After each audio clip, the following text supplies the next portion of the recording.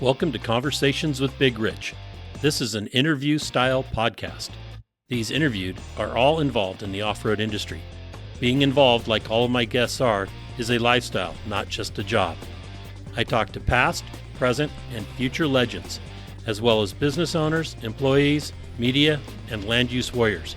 Men and women who have found their way into this exciting and addictive lifestyle we call off-road. We discuss their personal history, struggles, successes, and reboots. We dive into what drives them to stay active in off-road. We all hope to shed some light on how to find a path into this world that we live and love and call off-road. Whether you're crawling the Red Rocks of Moab or hauling your toys to the trail, Maxxis has the tires you can trust for performance and durability. 4 wheels or 2. Maxxis tires are the choice of champions because they know that whether for work or play, for fun or competition, Maxxis tires deliver. Choose Maxxis. Tread victoriously. This week's guest has been doing rock sports about as long as I have. In fact, I think our first competitions were the same one. But he has won more races than I have.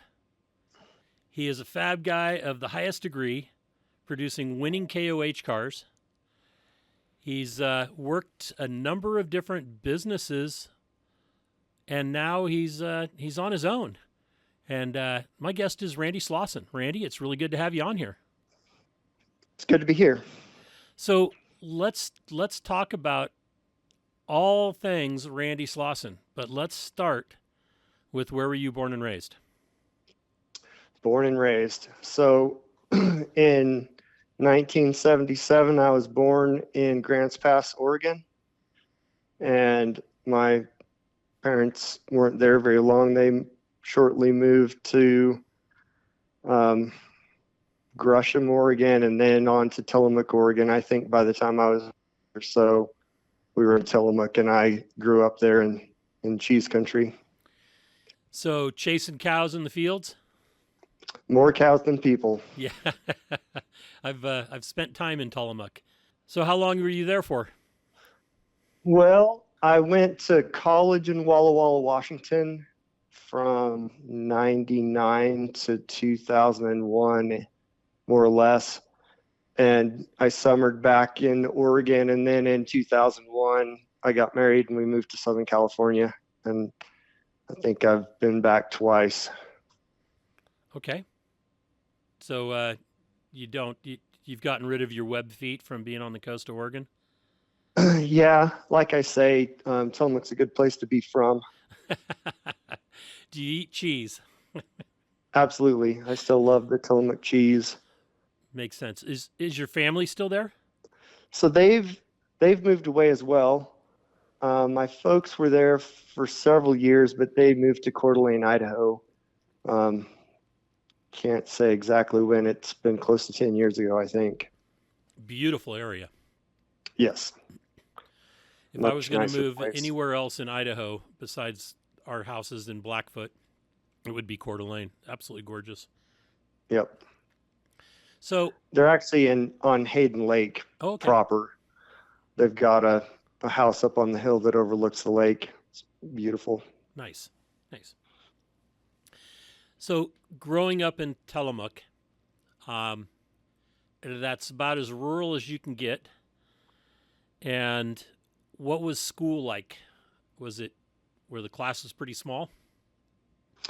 Yep, I went to a Seventh-day Adventist private school. There was about 50 kids from first grade to 10th grade. Okay. Very, very through my 10-year experience there, but that was more or less what it was. So no sports per se? We had a sports team. The only one that was kind of official was basketball. I was the starting forward. I was not necessarily the biggest kid, but definitely the fastest kid. So I was pretty aggressive back then. Which you still use today, at least when you're driving. Yep. Gotta sure. be. So what was your favorite study, and what did you prepare for to go to Walla Walla?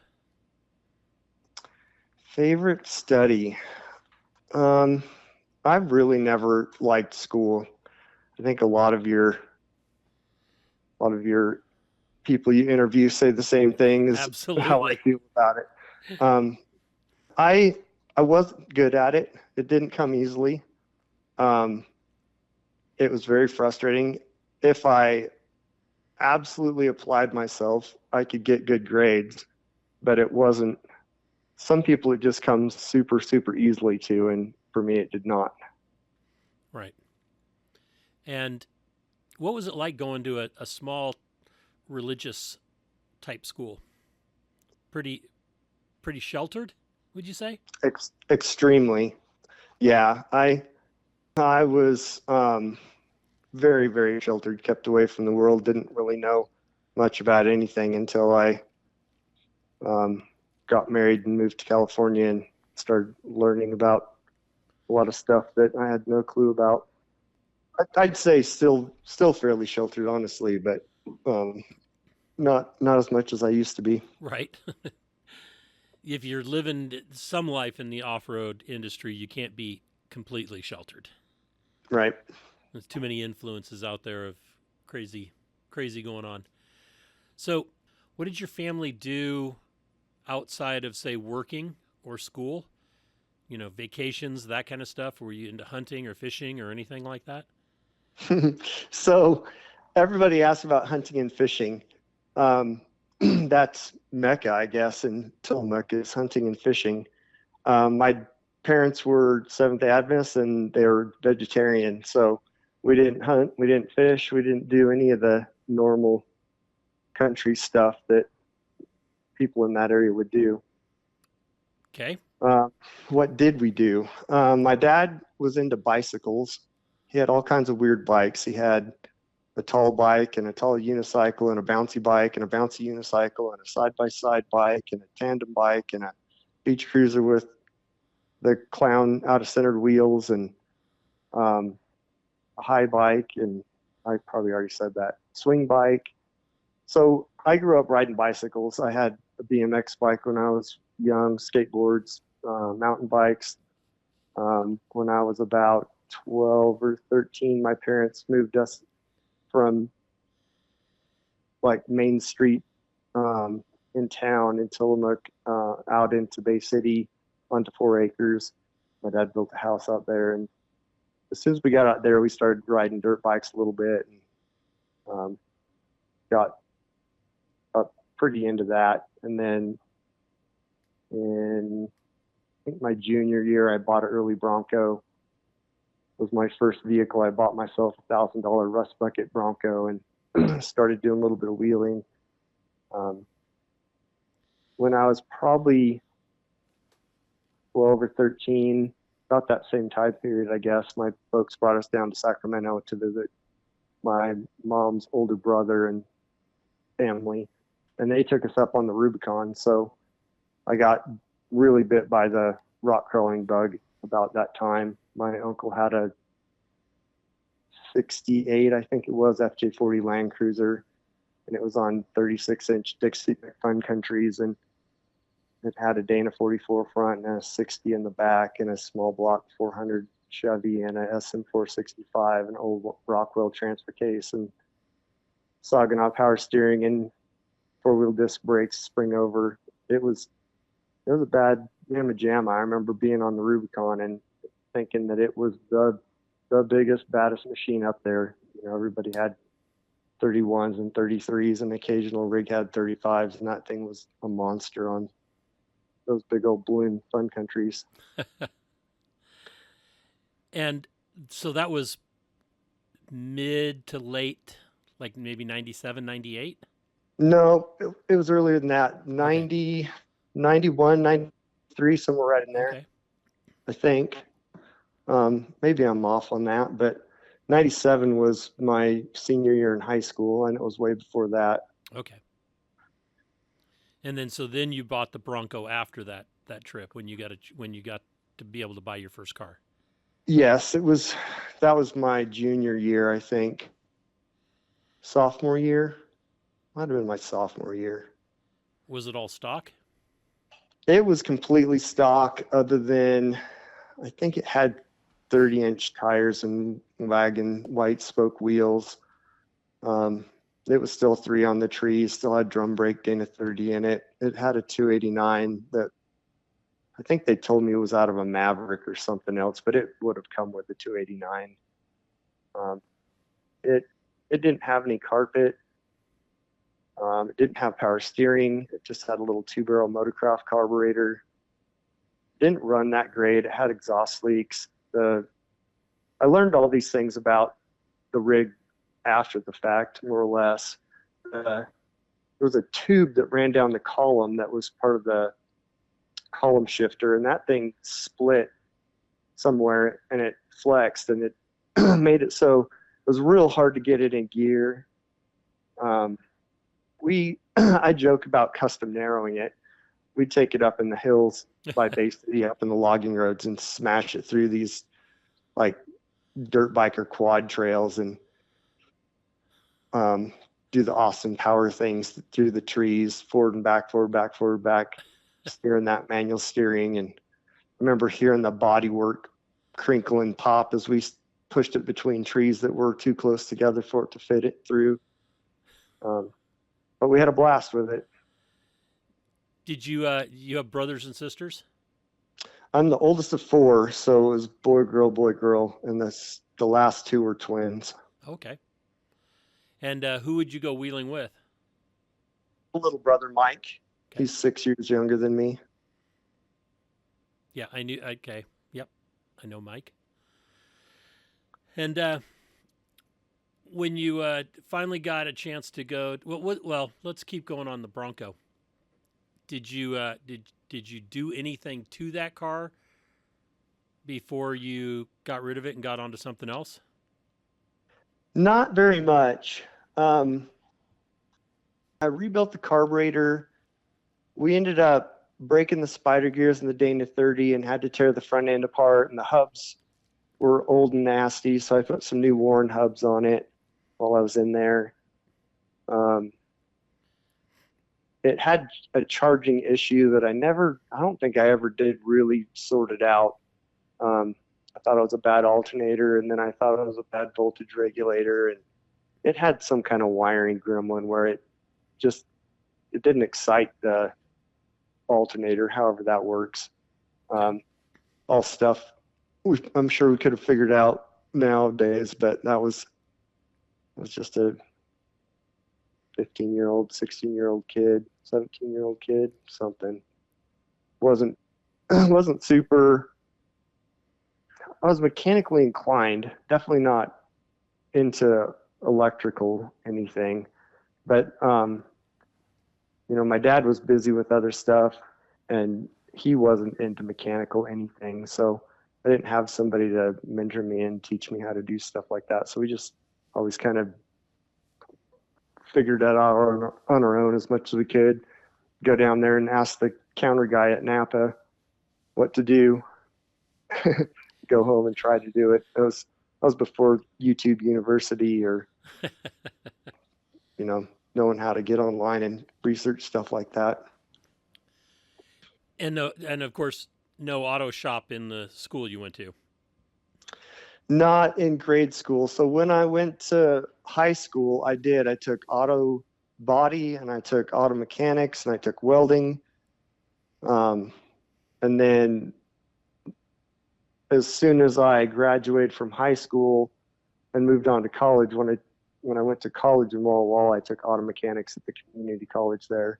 So I got a 2-year AS degree in auto mechanics and got some ASE certs, and all that stuff was super interesting to me. So I picked it up pretty quickly. I think that's what happens to most, not all the people that are in off-road, but a lot of us, is that that book, all the book stuff is difficult, and then you get into something where you're using your hands, and now you're trying to figure things out.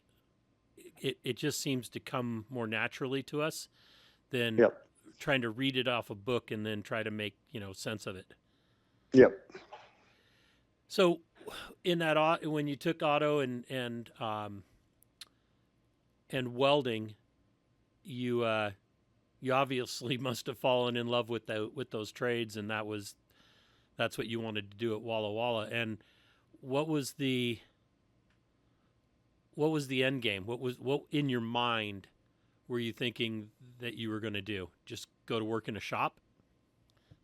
I really didn't know. I don't know. I definitely wouldn't have imagined that I'd be here now. But going into it, I just knew that I wanted those skills. So I wanted to, learn more about cars so I could be better with my hobbies. Um, yeah, I didn't want to, I hadn't picked a trade, and I didn't want to go to a 4-year school and get in debt to do something that I didn't know if I wanted to do permanently. So that was my parents pushed hard for college, so that was what I did. And they just wanted you to go to college. It wasn't like they had grand plans for you to become like a lawyer or doctor or anything? No, they didn't push me in any specific direction. They told me I should take some business, I think, or maybe part of auto mechanics. I ended up taking some business classes, or at least a class. Yeah, I don't really remember. That was almost 30 years ago. Time flies, right? It's crazy. It just goes faster and faster. So you're let's say you go to Walla Walla. Did you have the Broncos still at that point, or had you moved on to something else? So I actually took a year off between high school and college. I didn't know what I wanted to be, and I was sick and tired of school. So I worked for my dad. He had a durable medical equipment business, and some of the stuff that he rented and he delivered stuff to old folks' homes. And so I did a whole bunch of different stuff, and I'd done that off and on summers during high school and college. But that whole year, I just worked for my dad and played with the Bronco. And then I ended up finding a Jeep Wrangler at the wrecking yard. I was down at the wrecking yard. I went to an auto auction in Portland, and I bought a wrecked. In high school, I bought a wrecked Chevy Beretta, and then right out of school, I bought a wrecked Geostorm, I think it was, and I pieced them back together with junkyard parts and painted them and flipped them. So then I was down looking for parts for one of the projects, and they had a Wrangler there. It was the 95 YJ, which was the last year, and it had been rolled over, but it was already lifted, had a 4-inch lift in 33s, and I had to have it. They'd kind of pieced it back together with they had 2 Jeeps that were the same color. So they'd put a new windshield frame on it, a new cage. It had been rolled over, and it just was a little dog-eared here and there. It wasn't bad anywhere. It didn't need body work, for what I wanted to do with it. Didn't need paint. So I went home and I told my parents I really needed it. And they're like, well, what are you going to do about it? And I was like, well, you loaned me. I don't remember what I thought I needed. I think the thing was $5,700. I needed a couple grand or something. So they loaned me money, and my mom drove me over there to Portland, which was an hour and a half or whatever from Tillamook. And I drove that thing home. And immediately went to work on it. The panhard bar front and rear had the Converse shackles all in a crazy bind. I thought something was bent, and when I popped that panhard out of the back of it, the shackles squared up, and I was like, nothing was wrong with it. They just mix and match the wrong parts. So I started driving that thing daily. It had air conditioning, and it was a 4-cylinder Rio Grande edition. Nice little Jeep, had 28,000 miles on it or something like that. So that was my rig through college. Almost immediately, we went to Sacramento to my aunt and uncle's, the whole family, and we took the thing to the Rubicon. I drove it all the way. I don't remember what that drive is, like 12 hours or something, from Tillamook to Sacramento, and then up Ice House, up 50 to Ice House. And I think that particular trip, we were reminiscing when my dad was here last time. My dad and my brother and I went with Uncle Ken and Dustin, Tim, and Rodney. And all of Uncle Ken's boys, the three boys, all had rigs. So there was their 4 rigs plus my rig, and all of us boys, like 7 of us or something like that, went up for the weekend and wheeled all the way through the Rubicon. And that was my first time driving my own rig up there. And I don't remember if we must have stayed the night. But anyway, if I wasn't hooked before, I was definitely hooked after that. We had a pretty good time, and that little Jeep was super reliable. It didn't have enough power to hurt itself. And that trip, it was spring under and open and 33s, and didn't take me too long to spring it over and get a lock right for the back. And I didn't go too crazy with it, but definitely had a lot of fun with it. And you did all the work yourself, right? Oh yeah. Yep. Did you have a garage to work in, or were you working out in the dirt? So I guess I'd sold that rig by the time I moved down south. I traded it off. When I was home at my parents', they had a little 2-car garage, and I could usually clear out a spot that I could work inside there. And at college, we just had a little apartment, and there wasn't anywhere inside. But I remember a friend of mine showed me you didn't need a fancy extension cord, you just need a piece of Romex. We'd plug that in behind the range in my little apartment and string it out front to the AC buzz box. And I did the spring over there in the driveway at the apartment. I didn't get too terribly deep into that one, but shortly thereafter, I helped my best friend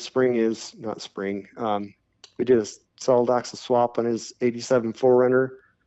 Back in those days, an 87 4Runner was a fairly new car, and it was super nice. And I remember being extremely jealous of that rig and how good it worked. We got it up on some 36-inch Super Swamper radials, and that thing up in Washington, all we did was snow wheel all winter during school. It was either mud or it was snow. So we did a lot of snow wheeling, and that rig worked great in the snow. And we were there more or less 2 years, and both summers, the whole group of us, my best friend and my brother and my best friend's chick cousin, and there ended up being at least 5 of us, if not 7. We drove down to the Rubicon. That was just about the time when our parents had a long enough leash on us where we could, drive 10, 15 hours away and do our own thing. And those were really good times camping on the Rubicon. We camped 2 years in a row. It was probably 99 and 2000 for like a week. Drove down one weekend and stayed all week, and hanging out and goofing off and being kids on the Rubicon was pretty fun.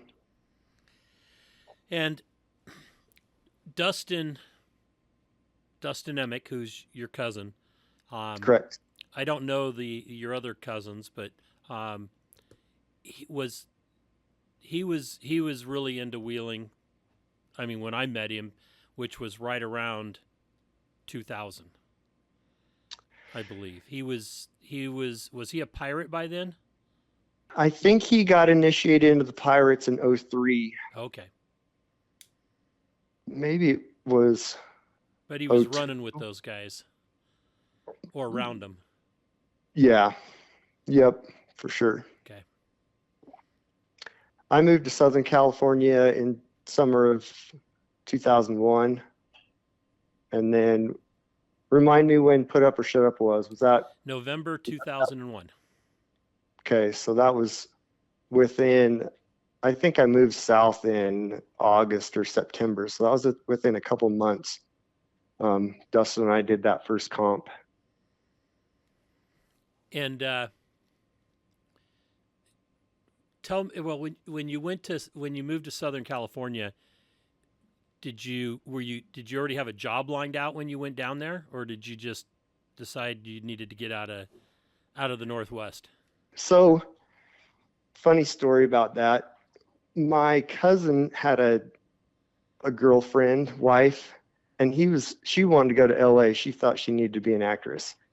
And I thought that was the dumbest thing ever. I was like, why would you want to move to LA? To me, that was like, could have well been Australia. Like, it was another whole nother world. Right. So I poo-pooed that. Then my college sweetheart, we got married and moved to Loma Linda. And the reason we went to Loma Linda was because that was the Adventist Medical Hospital university. So she wanted to take, first it was surgery tech. She took that, worked a little bit, and then she realized that $13 an hour was silly. So she went back and took nursing. And she went back again later and took first assist or something like that. I don't remember what, but first it was just going to be, we were going to be down there a year or two, and then I got hooked on it pretty fast. I love Johnson Valley. I love the desert. Anywhere was better than rainy Tillamook, Oregon for me. So, and arguably LA area, you know, greater Inland Empire, whatever you want to call it down there, is off-road mecca of the world. There's more off-roading to do and more people into motorcycles and desert racing and rock crawling than just about anywhere. So for a long time, I said I'd never leave. And then I guess about 10, 12 years in, it started to grind on me. I just got tired of the politics and the people and the dirty city and all the stuff. When you lived down there, didn't you work for All Pro? I did. So immediately when I got there, that was one of the things that I knew about Southern California was All Pro Off-Road was down there. And at the time, I was way into the Toyota scene. I'd had 20 different Toyotas. Most of them were basket cases that I either fixed up and flipped or basket cases that we just scavenged parts off of until there wasn't anything good left. But I moved south with an 85 extra cab with an XO cage. It was all stick welded hoop pipe and had a Dana 44 and a Dana 60 and a 22R with 5-speed and dual cases and a little flatbed on the back we'd made. It was all just super budget, super junkyard mix and match. I think it had like Toyota rear springs up front, probably. I think it had Ranger springs in the back that we got at Pick and Pull. It was just a boogered together old rig, but it got me through all the Hammers trails, and I'd drive it out to Johnson Valley and roll it over, feed on it, break it, fix it, and drive it back home. And my wife at the time, she'd drive to school because it was 5 miles away, and her parents had given her this Mercedes to drive, and I'd drive it over to All Pro because it was 45 minutes one way or something over to Hemet. So I worked there for like 3 months, and then John fired Christmas, and then I found a job. I guess the next one was a Goodyear tire dealer. I was a lube tech, changed tires, balanced tires, started doing some brakes and a few things, but I think they were paying me like $7.50 an hour, and that got old super fast. Right. They treated me like low man on the totem pole. And I was like, man, I got ASC certs and I'm here with my $10,000 Snap-on toolbox full of tools. And I was there one day on a weekend when I wasn't working. I was borrowing the press to change some wheel bearings on something I was working on.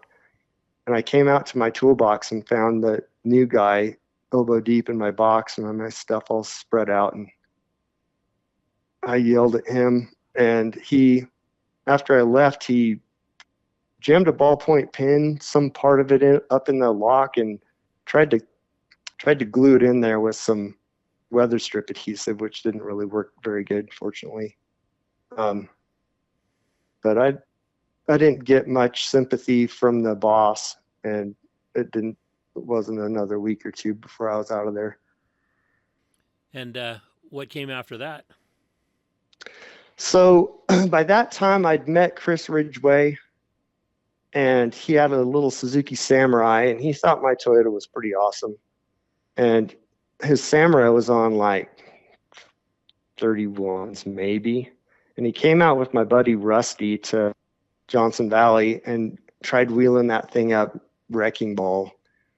And I was like, who invited you? Who encouraged you to drive your practically stock Samurai up wrecking ball? He's like, oh, Rusty.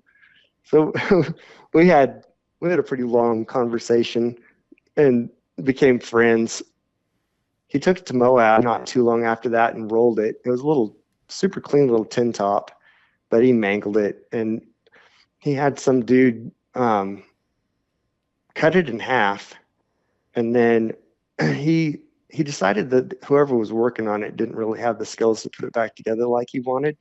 So he ended up bringing it over to me like a wheelbarrow, right? The front axle was under it, but the frame was cut in half. And we wheeled it into my little garage, and I started working full time on that thing. And I don't remember how long that project took, but basically we ended up with like part of the grill and the hood, and no fenders. And I extended those things have like a 2x4 box tube frame. I extended out like 12 inches up the front and hung some Toyota rear leaf springs there, and put Toyota axles under it. It had a ARB and 529s in the front with a high steer kit. And we did a spool and 529s in the back. And we pieced and parted some stuff together. It had like TJ stock coils in the back. We did a little wishbone 3-link setup on it. And the back was just all pipe from right behind the seats. He cut the frame off, but we just basically tubed it out the back. And it was just super, super basic, super light. I think the thing weighed 2,400 pounds on 37s when it was done. And he put the hurting on everybody around Johnson Valley. I remember him racing John Reynolds in the Fat City Bronco on backdoor, and they would go laps, and Ridgway would lap him. Like they would go up backdoor and over the sand hill and around to the bottom and up backdoor again, and they just make you dizzy, just round and round and round and round 5 times, 10 times. And Ridgway would just hit the middle of that waterfall, not the left line, not the right line, right straight up the middle. He'd downshift from third to second and just jump right up it. It was crazy how effortless it seemed like that rig did that line. And back then, John's rig was basically the only $100,000 rock crawler I'd probably ever seen. And it was definitely the only one that was coming out to Johnson Valley regularly. And that $5,000 poop pipe Samurai just schooled it. So that was pretty fun. So I had the Toyota, and I didn't have any money, but I really wanted a buggy. So I started collecting bits and pieces. I bought an old 83 Celica that had a 22 RE, and I drove it home and parted it out in my garage and called the pick and pull, and they came and got the carcass. And I got a W56, and I got a dual transfer case, and I got a IFS rear end, and I had a Dana 44 from a Wagoneer or something like that. And I had all these parts all cleaned up, and The axle housing's all shaved and everything all kind of prepped. And then somebody came along and wanted my 22R, and I made a few bucks on that. And somebody came along and wanted my Dana 44, and I sold that. So I ended up, by 2003, about the time the Samurai was done, I started building on it, my first tube chassis. And by that time, I was working for Alan Nemo at Extreme Performance Sand Cars, which was up in Grand Terrace. It was 5 miles or something from my place. And it was, $100,000 dune buggies. Got twin turbo LSs and long traveling King shocks and the Mendiola sequential transmissions and all this kind of stuff. So my skill set went from grinders and the poop pipe and the stick welder. It grew real fast to I got a MIG, I got a lathe, or had access to a lathe there. I started bending up chromoly. I went straight from poop pipe to chromoly tubing.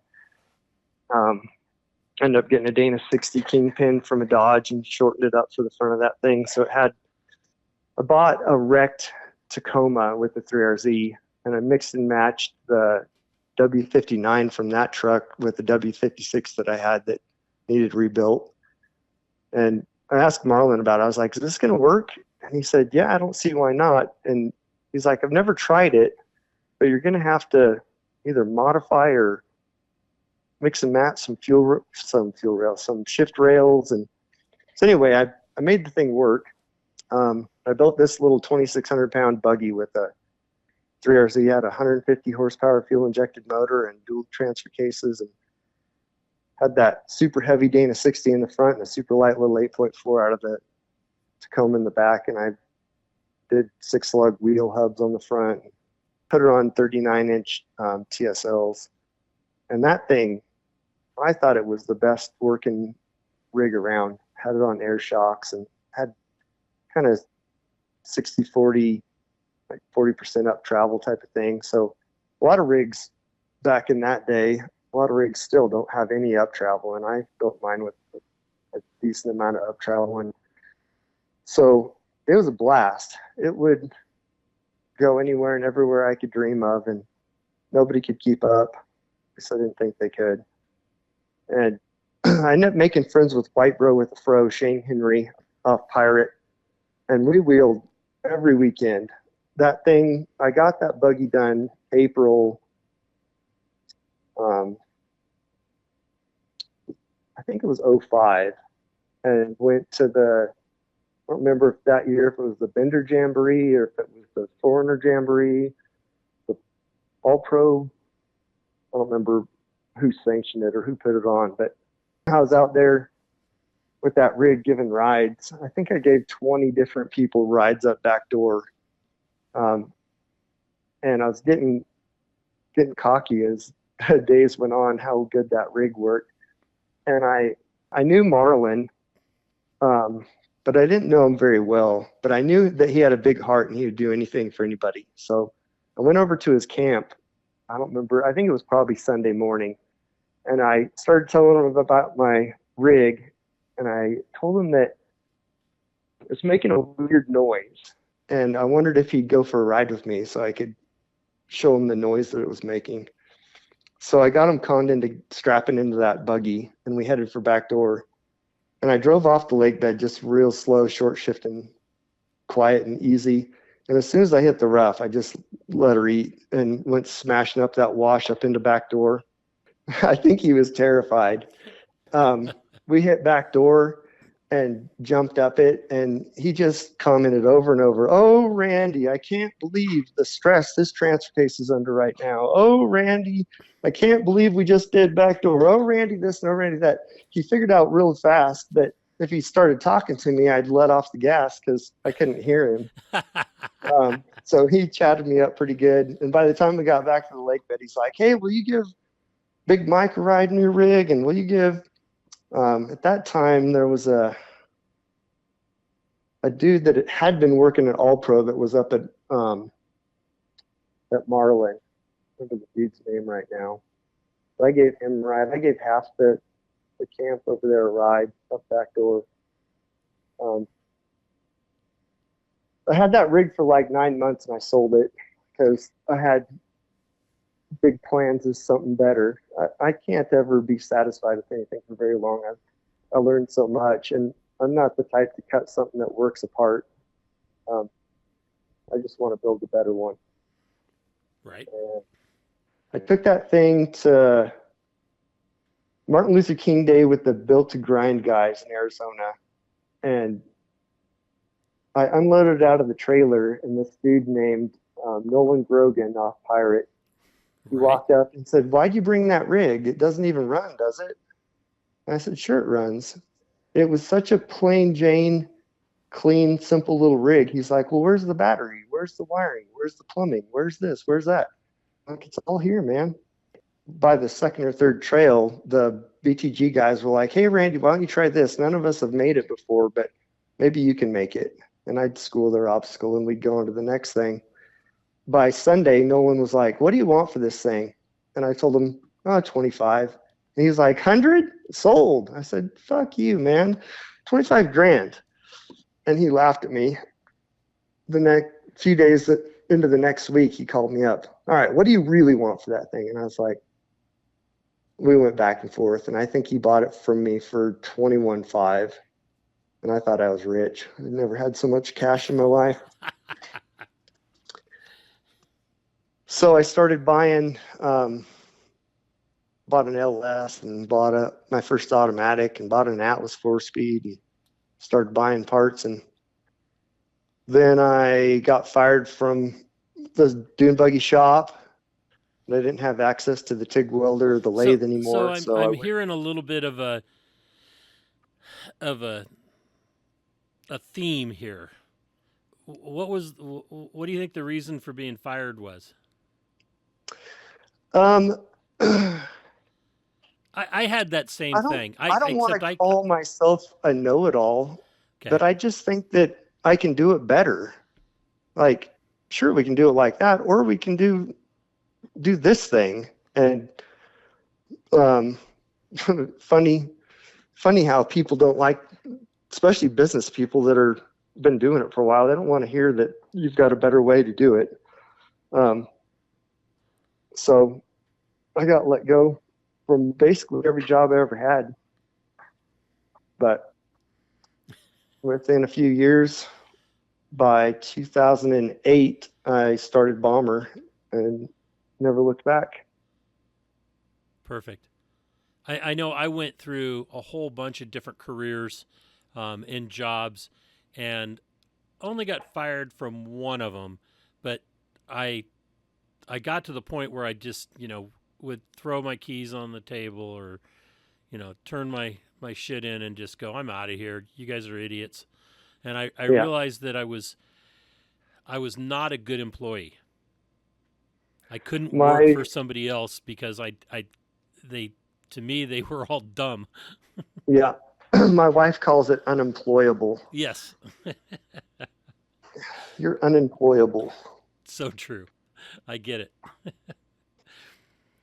So let's go to your first comp. You said it was Put Up or Shut Up at Lake Amador, and that happened to be my first comp as well. That was at November of 2001, and you competed. You spotted for Dustin, correct?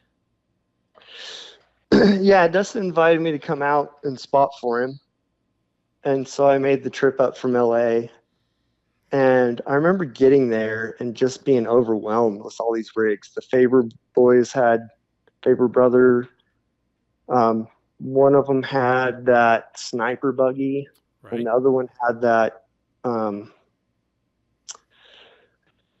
Bob Rogie built FJ40 buggied out machine. Yep.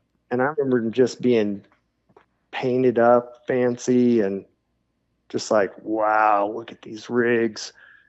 I don't remember. Do you remember how many rigs were there? How many people competed? 42. Okay.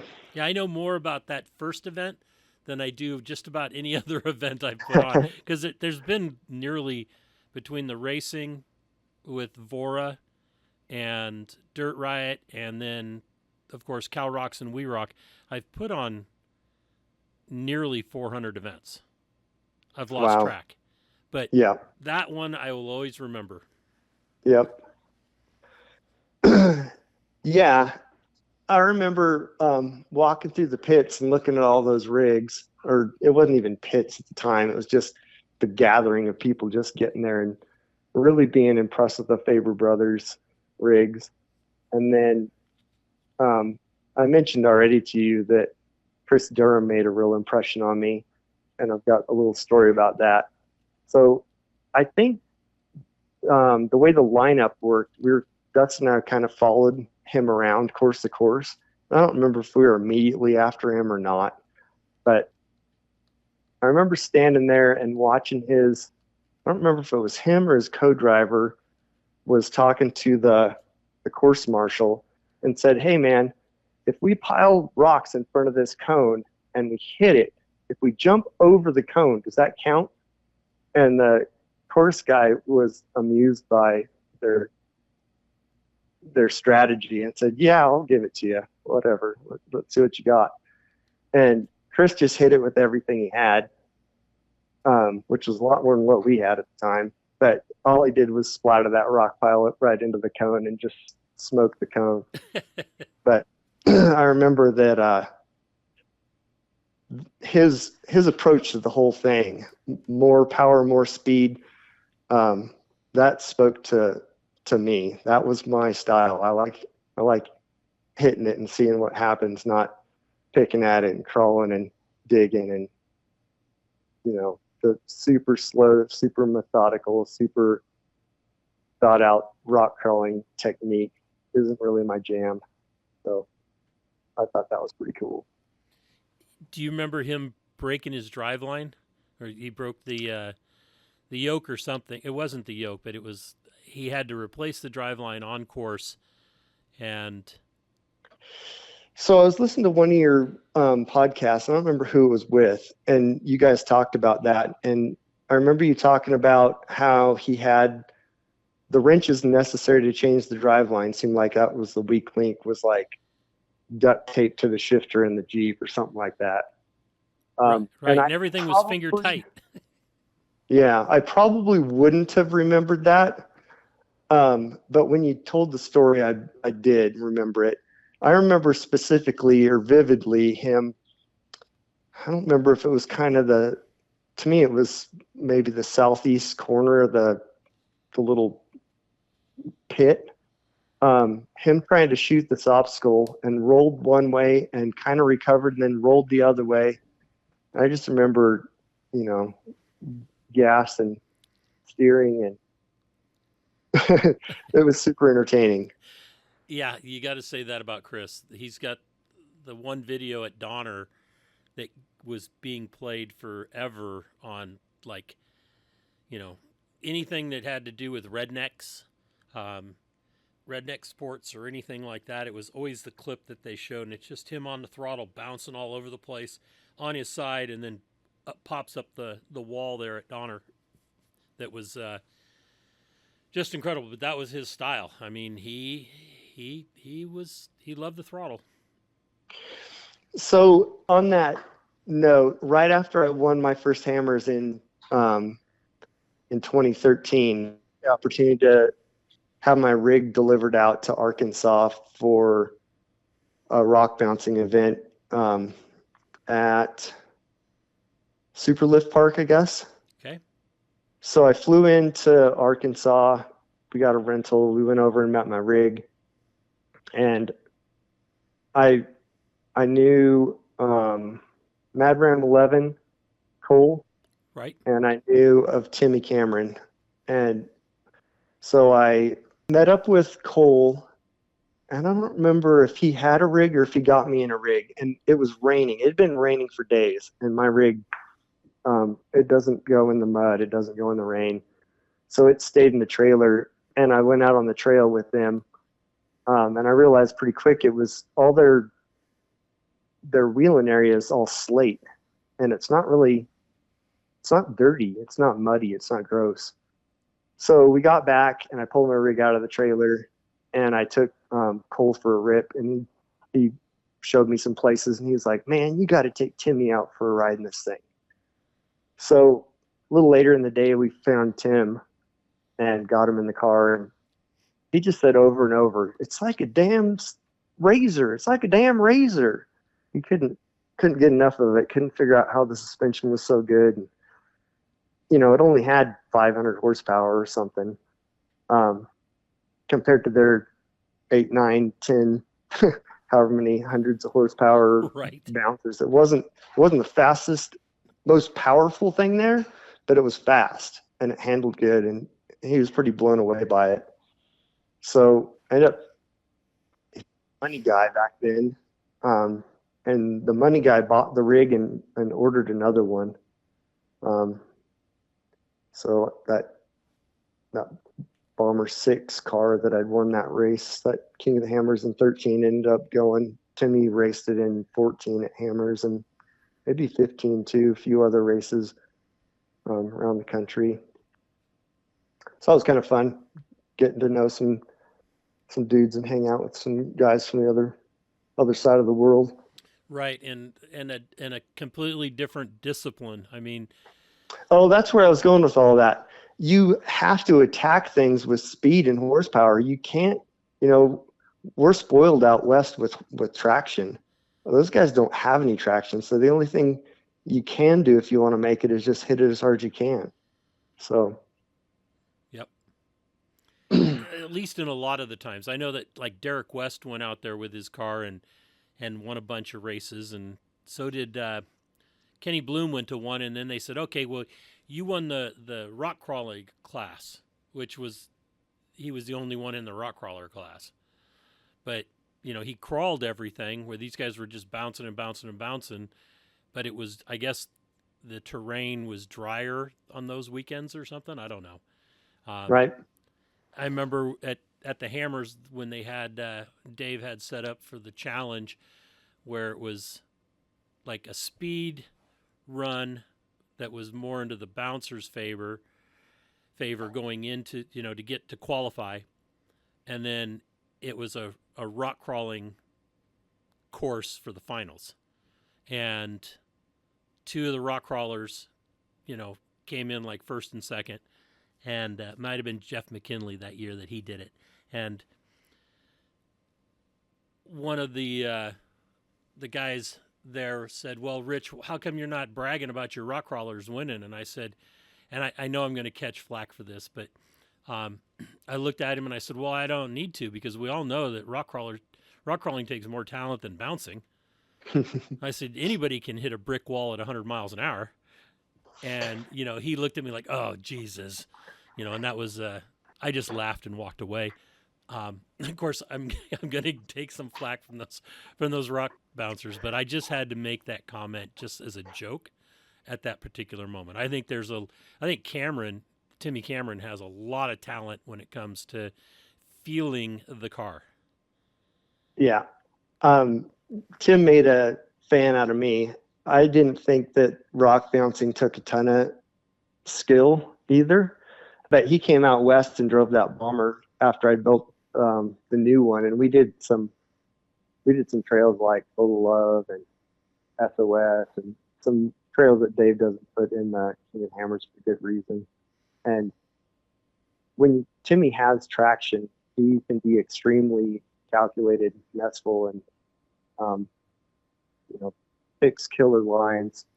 The dude's a badass. Yeah, I agree. I think that he's one of the guys there that has that's on that, you know, doing that discipline that has a lot of talent. Yeah. There's certain guys that are wheelmen, you know, that kind of like I guess you'd say like a Robbie Gordon, where, you know, he can go fast on pavement, on dirt, you know, roundy rounds, whatever. You know, there's certain guys that can drive just about anything if they're given a little bit of time to pick it up. Yep. Yeah. So how many rock crawls did you compete in? Before we switch gears, okay. You were talking about the slow and go cone dodging thing, whatever it was. I think it was probably a few years before that, 2014. It was the backdoor shootout. I think the backdoor shootout was the first kind of rock crawling-ish little event that Dave did as an add-on to hammers, right? Right. So in 2014, I won the backdoor shootout, and second place and third place were my cars. Cody Wagner got second, and Ben Napier got third, all in bomber cars. Nice. I do remember that. That's right. So you were asking about how many comps I did. Dustin and I did Amador, and we thought we did pretty good. And I don't remember exactly what that was for us, if it was 7th or if it was 10th. And we were like, man, if we just do a little bit of this, a little bit of that, the rig's going to work better. So we came back and did, I think the next one was Lion's Pride. Yep, Lion's Pride in Lucerne Valley. So Dustin drove that Toyota truck that he had. It was a 94 Toyota truck. He drove it to Johnson Valley, and he and I wheeled our Toyota trucks out there for a week or so. And leading up to the weekend of the comp, he swapped some fresh Spicer stock axles into his Chevy Dana 44. That was the weak link. And we drove it over to Lion's Pride and competed those 2 days, and we drove it back at night to Johnson Valley and camped. We did worse on that comp than we did the first one as far as how we finished. And then the next one, if I remember correctly, was Moon Rocks. And we did even worse at that one. We did progressively worse as the time went on. Every one we did, we finished worse. And I don't remember if I was like, screw this, I'm done with spotting, or I don't remember what happened. Why? I don't remember. I think Dustin did. I know Dustin did some comps after that. I don't know if they were consecutive to your program, like if he did the next one after Moon Rocks or not. But I wasn't involved anymore for whatever reason. I don't remember. That was almost, 24 years ago. Yep, absolutely. But those were the 3 events that I did with your program. So let's talk then about the King of the Hammers. You weren't in that very first 13, were you? So I sold that rig to Nolan, and the next, within months, I feel like Dave called me up and said, hey, we're going to do this thing. It's invite only. And I was like, man, I don't have a rig. And he was like, well, get it back. And so I talked to Nolan about that, that I could borrow it. But he was in Texas, and I just had a crappy old Silverado 1500. And he's like, if you can get it and then prep it after you're done and bring it back to me, you can run it. And I was like, once again, that may as well have been the other to me, 20 plus hours away. Never been to Texas in my life. So that didn't happen. So my next best option was John Reynolds was racing, and I teamed up with him, and I code drove for him. And he wanted me because I knew the hammers like the back of my hand, and I wanted him because he had badass machine, and we won it. But before that, back to the bash buggy, Nolan named my Toyota rock crawler the bash buggy because it was, you just beat on it and laugh about it. I passed Dave in Sledgehammer and went up around and back to the beginning of the trail, up Second Canyon, past the mailbox, up Second Canyon, over the sandhill, back down around, started the trail again, passed him again, almost the same spot. I think we passed him. I think we lapped him 3 times on the trail. And he's like, I should hold a race out here. And he's told me this, and he's told other people, but myself and Shane Henry were his inspiration for starting King of the Hammers, because that was how I like to wheel hammer trails. Was I like to wheel the hard lines, but I also just like seeing how fast we could bounce through the trail. What was the most memorable moment in that first race that you won?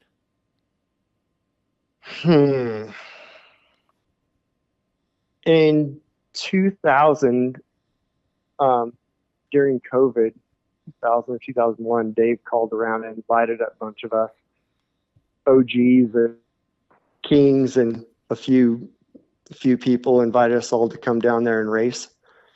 And it was all kind of hush hush because we weren't supposed to be out and about. We were supposed to be, what did they call it? Staying Social home. distancing.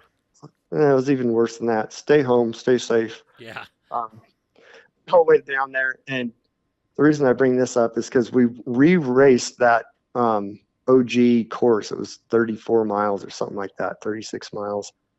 And I hadn't thought a whole bunch about it in, what was that, 13 years or whatever, I don't remember. Anyway, we reran that course, and I couldn't tell you what it was right now. I know we went out and ran up outer limits first, and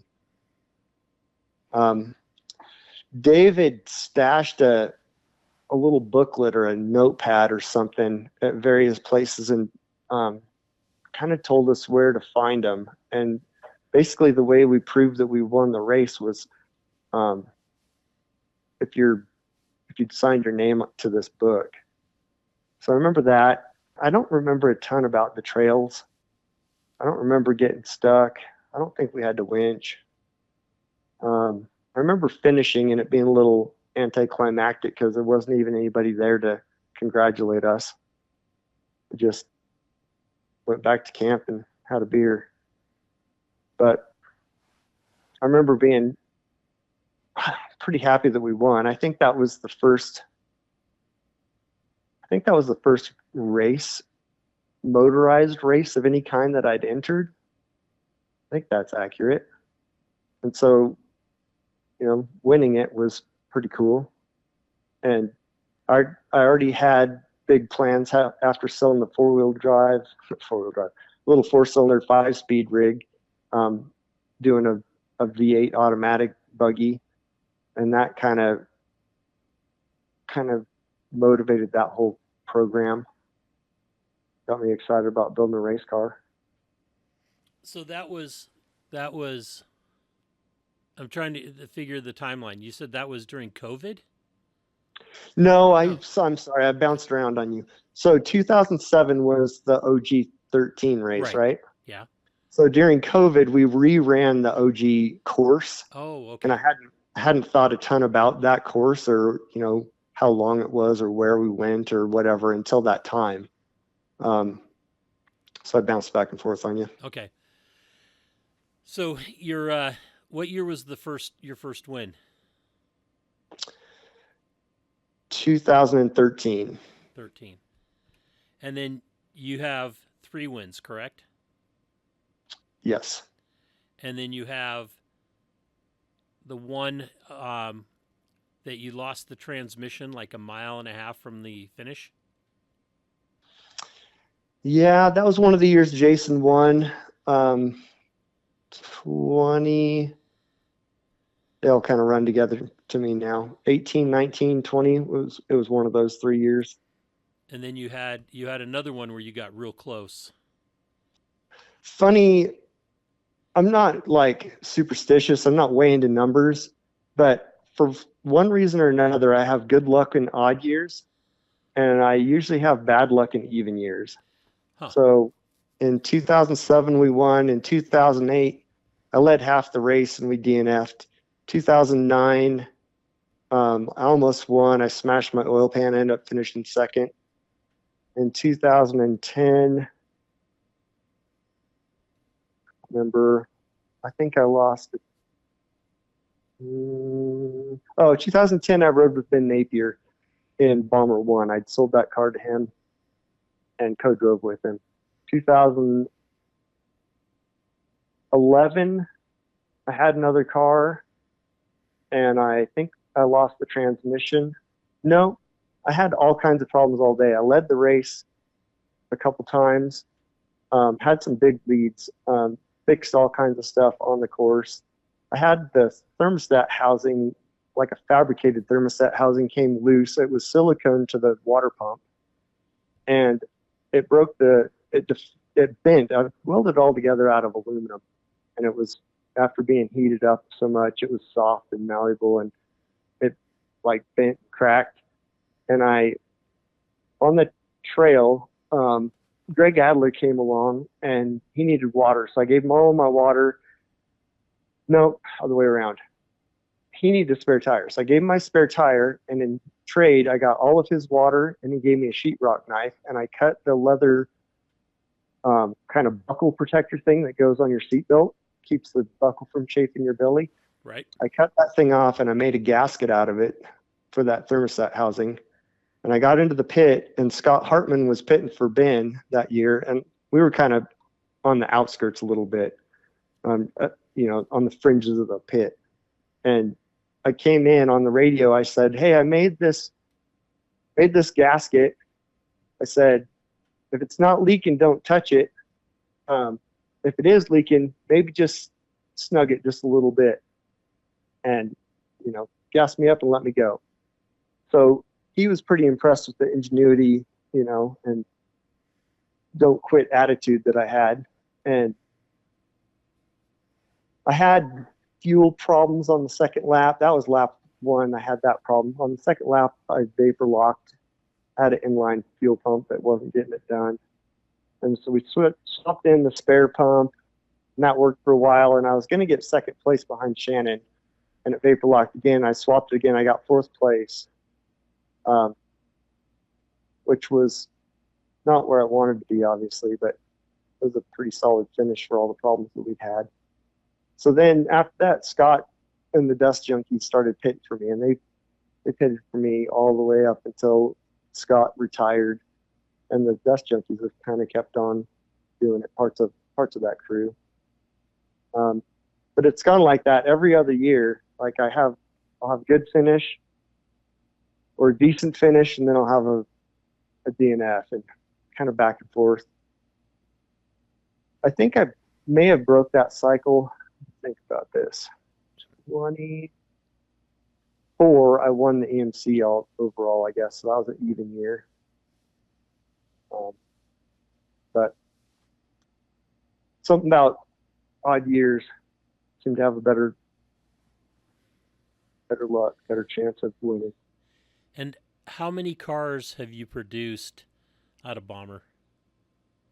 For the longest time, they were all like my babies. I knew who had what, and I could tell them apart based on the livery or the green seats or the this thing or that thing. When I moved from California up to Nevada, I had built 11 cars, and I moved to Nevada in 2014.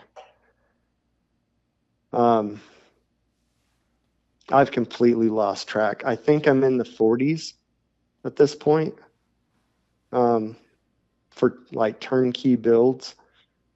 I started back in 18 or so. I started building trail cars again. Dave has my first Bomber trail rig. Now I've built close to 10 of those. Most of them are rear steer cars. I always liked, dang it, bad with names. Kevin Carroll. I met Kevin in 2015, I think, when I won my second Hammers. We palled around at Moab, that Easter Jeep Safari, after I won Hammers, and he took me rock crawling in his rig, and I took him smashing around in mine. And I always kind of liked his style. It was basically the same powertrain, running gears I've been using in Bomber cars, but tailored a little bit more towards adventure, rock crawling, hardcore, not really geared towards cone dodging, more No, geared towards trail exploring breaking type stuff. Yeah. right. So when I started building trail rigs again, my rigs are not like red dots; they're bomber cars, but kind of with that quality, big, tough. They're long, they're wide, they're powerful, 40 spline axles, big 42-inch sticky red labelers, and had a lot of fun, a lot of success with that too. And you've always been a BFG guy. So the first King of the Hammers, I showed up on IROC Swampers, and I hit up, at that time it was Victor was the BFG rep. I said, hey, sponsor me some tires. And he's like, I don't know who you are. And he tells the story. He went to Dave. He said, I got 2 sets of tires left. Who should I give them to? And he kind of listed off the guys that were wanting tires. And he listed off Randy Slawson and Rick Mooneyham. And Dave said, give them to those guys. So I got KRTBs or whatever they were in 2009.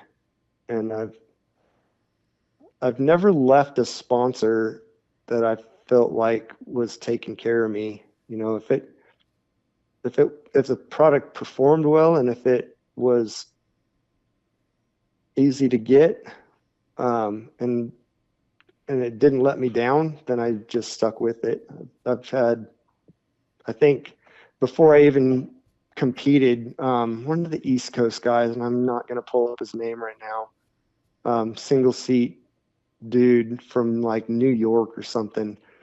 He was a Bulldog sponsored driver, and I think he chimed in on my pirate build thread for my first bomber. He's like, what winch are you going to put on that thing? And I was like, I don't know. I don't really have anything in the budget for a winch right now. And he's like, I bet Bulldog would hook you up. So that was my Doug first Bigelow? sponsor. Yep, Doug. Okay. Yep. He's a good So one for Bulldog. I mean, he is a Bulldog. Yeah, for sure. Yeah, I had a ton of that build thread on Pirate had a ton of pages, and people were really digging what I was working on and how it was coming out. I'd quit my job and was just working out of a little 2.5 car garage, but I learned a ton by that point, and I had a nice welder, and I had a bandsaw, and I had a lathe, and I had a belt sander, and I was turning out some pretty nice rigs. So a pretty nice rig. I took it to Off-Road Expo that year in 2008, and I remember I didn't hardly know Tom Ways, but he's like swatted me in the parking lot. Where's the rig? Let's check out that rig. So it was fun. It was cool to build something. At the time, didn't really look like anything anybody else was doing. It was low and long and lean and mean and had a ton of up travel, and it was kind of the first of the evolution of hammer cars. It's funny to me to look back on it, and I'm building a car that doesn't look all that different today, and there's nobody else that's been as stubborn and just unchanging and can say that they've been building a rig for going on 20 years that's still relatively the same as their first one. Right. The only one that I would say that I think is like that is Miller, Eric. Right. With especially straight axle. I mean, you guys are like the holdouts. Yep. And so about that, are you ever going to build a chicken wing car? I started on one with that whole Timmy Cameron deal, 2014. That time, the winningest, most amazing thing was Lauren's Red Dragon. And so I went to Armada Engineering and ordered the second independent front suspension setup that was similar to Lauren's, but I wanted to run 6-inch backspace wheels, and I wanted it to be 86 or 88 or something outside of tire. Lauren's was 91 or something like that, and I thought that was way too wide for a hammer rig. So I started on that rig, but the guy who was financing it, he's died since, but finances got weird and ended up having to sell it. Todd Romano still has the car. Bobby Gordon, he's tight with Todd, and he told Todd, call up Randy and see if we can get a rig. So Todd called me, and I said, I got something you might be interested in. So I ended up selling him that IFS car. I was disappointed that he didn't just want me to finish it, but at the time I just needed to get out from under the financial responsibility. Long story short, I would like to.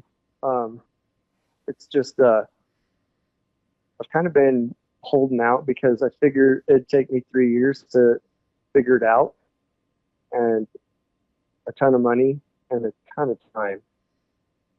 By figure it out, I mean it's not going to take me 3 years to build the car, but it's going to take me a few years failing with it before I think I'd have success. Right. At least I'm afraid that that's the way it would go. So, what do you think of the cars like the 4-wheel independent, like Cody's? I drove Cody's car one time, and I've followed Cody around at the Hammers trails and watched the way it works. It works totally different than a solid axle car. It works very similar to the way you rock crawl a side by side. You can just center up the biggest rock in the trail and just hit it right down the middle, and just as long as you got tires in contact still, it'll just it's like a toboggan. It just slides over it. They work good. The thing that I've noticed, I've gone out with Cameron Steele, who drove that thing for a few years, and I gave him a ride in my car. He's like, man, you're mean to this thing. And I'm like, this is just how we wheel. He's like, man, if I drove Cody's car like you drive this thing, it would be broke. And like, well, I like being mean to cars. I don't know if that would fit my driving style. Right. That's kind of the thing that I've noticed, is that it just seems like those cars are delicate. There's just so many, I don't know, more moving parts. Cody's car, it was Armada's first attempt at a 4-wheel independent. It was their first attempt at a hammer car, right? And there were a lot of design issues. Remember the big thing on Pirate back was triangles. Needs more triangulation. Well, that thing didn't have any, and some real key spots. So it broke apart a lot. And there's other kind of the flip flop on that. Like Shannon's car, it's not 4-wheel independent, but when Shannon brought the first IFS car to the lake bed, and many that came after that, I said, those cars always break, but the independent isn't what breaks. It's the independent gives the driver so much confidence, he breaks everything else. They blow the motor, they break the trans, they break the rear end, they break you name it. The CVs and the chicken wings, like front ends always hold together, seems like. Very, very rarely have a failure with the IFS part of the scenario. Yeah, Campbell's seem to be engine issues. I don't know if Definitely recently. What's that? Definitely recently. Yeah. That's why I'm glad I got into event promoting instead of building or racing. I don't think I could have kept up with the maintenance bills. I mean, to be honest. Yep. Sometimes we shake our heads, buy a new diff. It costs $4,000. It costs $6,000. It costs $8,000. Put it in the car, think we're breaking it in nice. 500 miles later, it's like Tom Waits says, hot rod gravy. It's like, man, what did I spend all this money on? I got this little Toyota Tacoma I beat on. I paid $3,500 for it. Best $3,500 I've ever spent. More miles per dollar. Buy one of those diffs and it goes 500 miles and it's paperweight, bunch of junk. 2 years in a row, I lost hammers to a broken diff, and I DNF'd this year to a broken front diff, which is a new one for me. So, what is on the horizon for Randy? It's a good question. I got divorced a few years ago, got remarried. Amber's works here at Bomber. We chase each other around in the hills and ride dirt bikes and go camping and wheeling. And she's done the Suzuki Samurai at Hammers for 5 years or something like that and tried to finish. And the last year she did that, I spent a bunch of time in the shop helping her with the car, making it better, putting big shocks on it and getting it shock tuned and this and that, but still couldn't manage a finish in time. So in 24, I built myself a new Legends car, and my brother and I raced it, and we won. And that evening we prepped it, and she raced it in 44 the next day. And she got her first King of the Hammers finish. She finished 21st or 22nd or something like that. Ran more miles than anybody. She got lost and ran trails twice. So the big push for me to have her race 4,400 in that car last year was get her prepped for this year for the EMC. So this year, I spent more time in the wrong seat, I call it, in the right seat, riding around with her, coaching her, trying to get her up to speed with the desert. She's a great rock crawler, but she hasn't had any means to go fast. Like, she never had anything that you could have enough power to slide or drift or, get more than 50 miles an hour out of it. Right. So been trying to get her up to speed with that car. And then Hammers this year, I don't know if you followed along with that episode at all. Yep, I sure did. She did amazing. She just about won it. If it wouldn't have been for missing a couple of checkpoints, she'd have overalled the race, which was, better than we imagined. Like, I knew that she was a badass rock crawler, but I had no expectation of her overalling. And she didn't qualify well. I think she started 30th and finished first. And then she ended up getting 45 minutes of penalties, 15 minutes per RCP, per rock checkpoint that she missed. And some of them you could literally have spit out the window of the chassis and hit the spot that she should have been. But a miss was a miss. Right. So, but she beat Cameron. I don't remember if it was 30 seconds or 2 minutes, but even with 45 minutes worth of penalties, she beat the third place guy. So nice. Did good.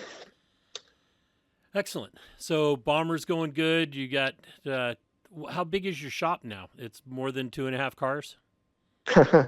So when I moved to Nevada, I was looking at this property and it didn't have a shop on it. And that was a big sticking point, was I need a shop. And this property I ended up buying had a pole barn on it that was 36 by 36, but it was a horse barn. It was mostly dirt floor.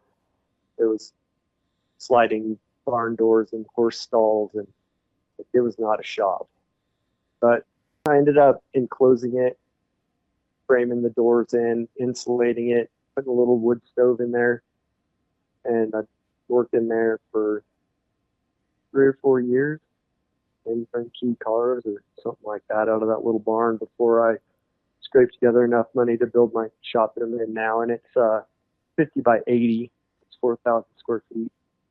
And there's a nice little office, a little bathroom, and a little tool room, and a RV bay, and a 14 by 50 mezzanine upstairs where we keep a lot of the spare parts and stuff.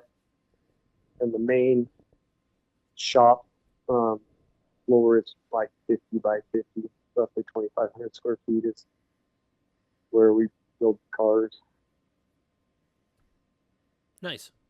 And you're going to continue racing KOH, both of you, and you got any plans to ever race like the Ultra 4 Series, or are you just going to stick with KOH? I've already raced this year more than I've raced in years.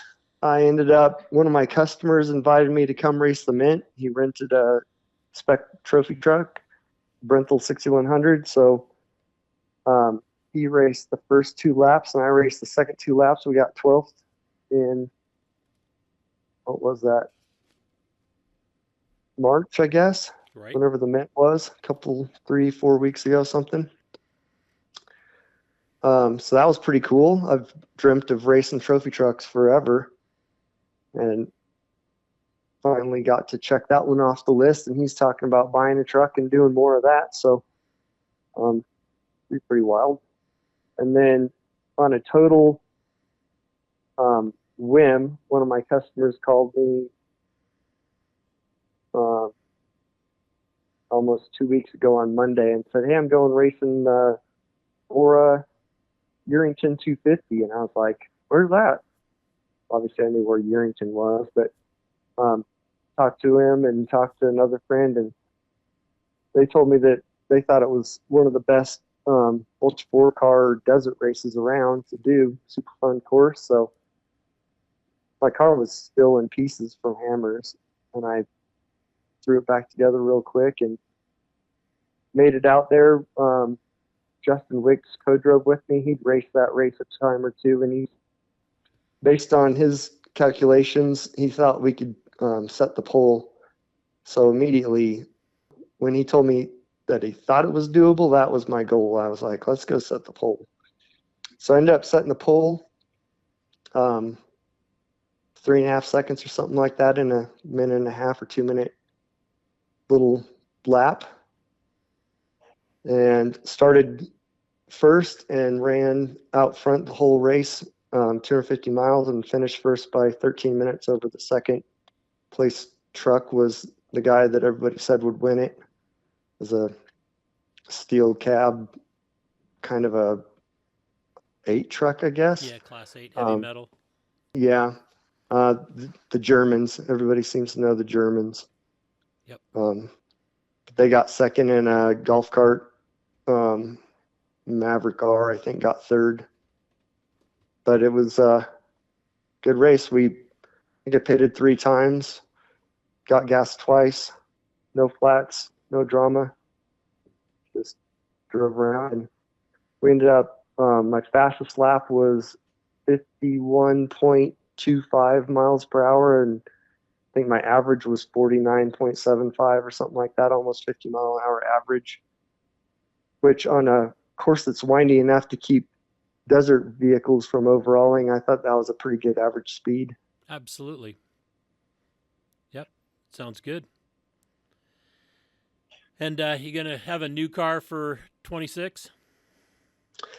So I'm currently working on a 48 car.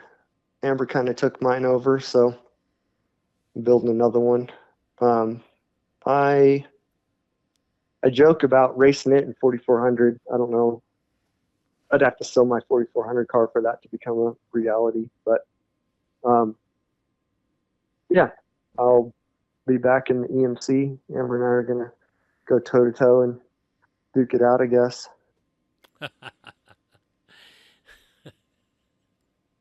If she drives over, are you going to throw a rock at her? I'm not really big on throwing rocks myself. Understood. So anything that we haven't... What's that? It's interesting how, scenarios like that, and it's not a malicious act, No. when you're racing and you're racing to win, you're racing for keeps. Things happen. And people get their feelings hurt because, they're having a bad day, and you come along and show them how bad of a day they're having. And it's not, I didn't mean to be that guy. I don't mean to have a bad reputation. Things just happen and people's feelings get hurt. And I don't think you can race to win and not hurt somebody's feelings. I don't think any of us that have ever won have a sparkling reputation, like never hurt anybody's feelings. You know what I mean? Right. No, that's true.